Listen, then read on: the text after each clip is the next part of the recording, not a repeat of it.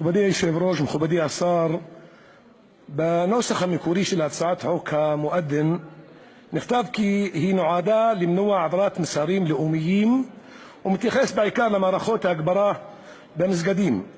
פתאום המטרה היא למנוע רעש מוזר, שקר וכזב.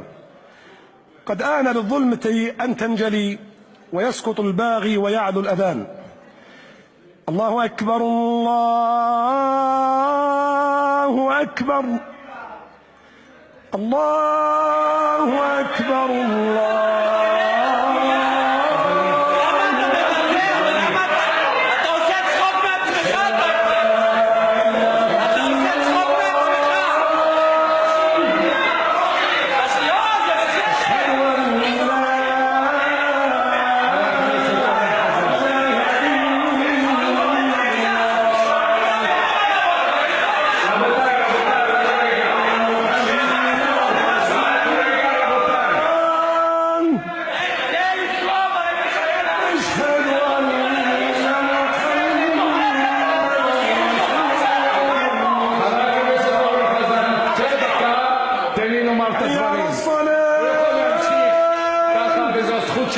אבל אני חושב שיותר מבזה את העניין שלו מה שאתה אומר. תאמינו לי, כי זה מליאת הכנסת וזה לא מקום של תפילה, ולכן שימשיך על פי התקנון, הוא רשאי.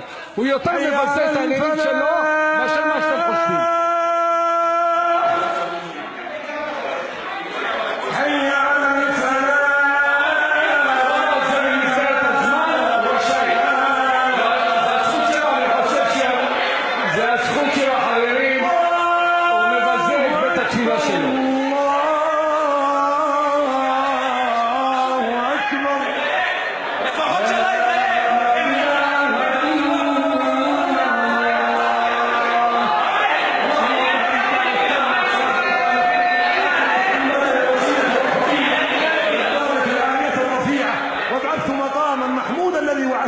إنك لا تخلف الميعاد وليخسأ الخاسئون.